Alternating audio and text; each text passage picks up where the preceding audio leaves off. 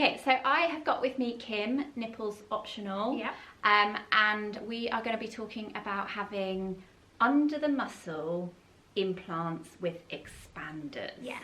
So I have, just to kind of explain, I have silicone on top of my muscle underneath the skin, but you've gone for a different type of operation. So why did you choose this operation? I mean, initially it was what was recommended by the consultant and by the surgeon. I think they put it to me there was more of a new technology than what you've had, even though I know that you've said that it's what you've had is newer. So it's kind of, I just went with what was recommended. I think that's really common, that people don't know that there are other choices out there. You trust your doctor. That's the thing. I got told about both of the options, and I think the thing that sold it was that if I go under the muscle, any tissue that they didn't get is then on the front, so that it's in front of the implant rather than behind, so that it's easier to find if they have missed anything. Yeah, if they basically can't take everything. So if then you find a cancerous lump, it would be here rather than ours. Mine's hidden underneath. Yeah. Okay. So easier to detect cancer. Yeah, so I think that was like the main selling point, that as much as you can reduce the risk as much as we have, any risk that is still there, hopefully it's easy to find. Of course. And so talk me through the operation. So you wake up flat? Not completely flat. So they put the implants behind the muscle, and I've got little ports in my side with tubes that are connected to the implants.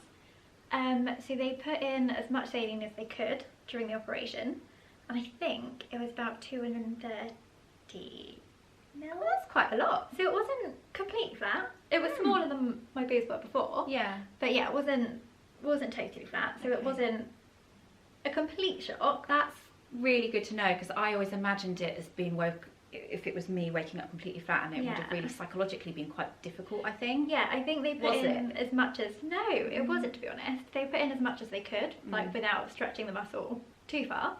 But yeah, it wasn't, honestly. I was happy in the end after, because you don't get them inflated straight away. You have to wait a little while, and actually I got quite used to the size they were. So first of all, how long do you wait? Oh goodness, I can't remember how long it was. I want to say about 6 weeks maybe. 6 weeks, okay. Yeah, because they have to give, so the point of the expanders is that they give the muscle the time to expand, so that they can stretch the muscles to get them to the size that it sounds you painful. Want them to be. I never really found it too bad. Uncomfortable?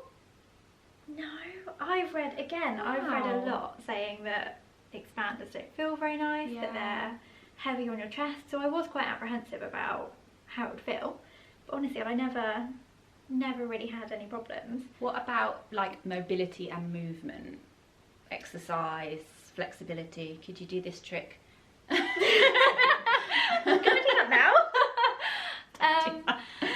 Yeah, again, obviously we were told not to do anything for a while, so I did take things slowly, and actually I ended up getting fitter after the operation, because I was quite conscious that my chest muscles, where they've grown to be expanded, would feel uncomfortable doing exercises. I'm curious.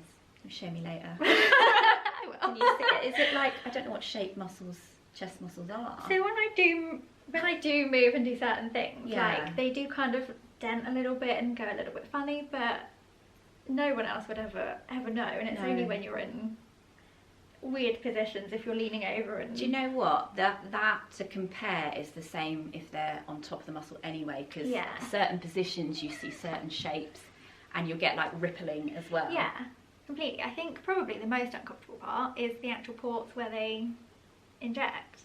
So you can feel. So yeah, so getting used to something, it's almost like under your arms. Yeah. Getting used to that for a while. That was the worst thing to get used to, I think. And like lying on your side, you've got that extra. Yeah. Can you now lie on your side? Yeah.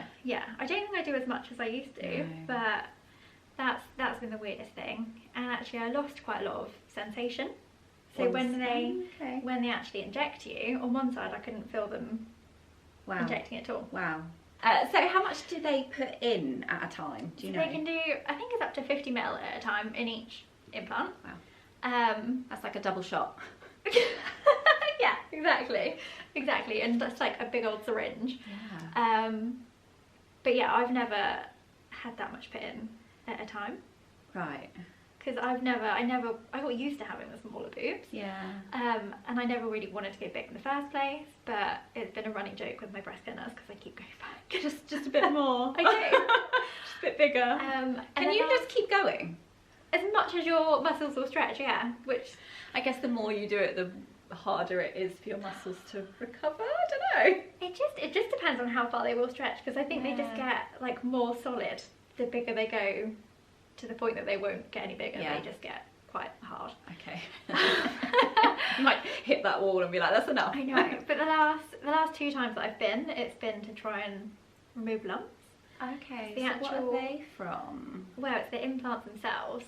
Right. So I think the best way I can describe it is if you have like a basketball and just like chop it in half. So one side is, if you held it at the top, one side would be flat, and then the rest of it kind of is quite a solid outer layer. Yeah. But it ripples where it's so you not still full get up. ripples.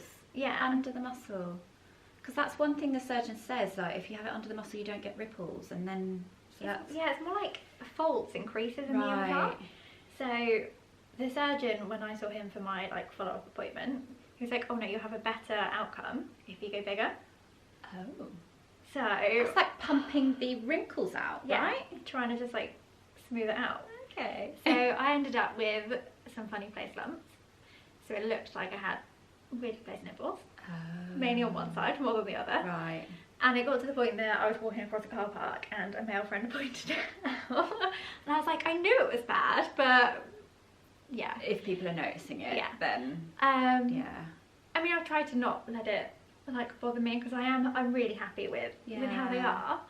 But yeah, I went back to try and sort it out one more time, and it's still there. Still there. So yeah, so she referred me back to the surgeon to potentially have exchange surgery to swap to regular implants. Right, so that's your next stage, exchange. You'll hear that a lot, exchange surgery. That's your final implant. Yeah, I mean, I was hoping to avoid it, because actually... What, can you keep expanders? Yeah, you just have... Yeah. So they just take the ports out and the tubes, they literally just pull it, and it detaches from the implant, and the implant seals itself. Wow, that's amazing. So I could keep these. I always heard that expanders were much harder than implants. I mean, I have no idea. I mean, I felt them both beforehand, but I don't think they're as bad as what people think. Yeah. That's such a lovely thing to hear, because so many people are worried about all sorts of different operations and reconstructions, and I feel like mine isn't as bad as I thought it was. You feel like yours isn't as bad. So which gives people hope, I think, that, you know, whatever operation you choose, it will be okay. Yeah. I think that's what's more worrying now, is that I'm actually kind of happy with these. So to then swap, it's the unknown again as to what the other implants it is the unknown. going to be like. The anxiety of what you're going to look like. Yeah. So, any final words of wisdom, I guess, for people who are thinking about under the muscle expander implants? It definitely gives you the option to kind of change your size a little bit. And I guess it's a bit more flexible. And actually just go with the surgeon, and the surgeon knows to go bigger, and they look a little bit better. Like they do know what they're talking about. They do, so, believe it or not. Yeah, I guess it's just going with what you think is right. And for me, it was definitely that just chance to minimise the risk as much as I could. Yeah, which you have done. Yeah. One final question. Why nipples optional? Because we have the option.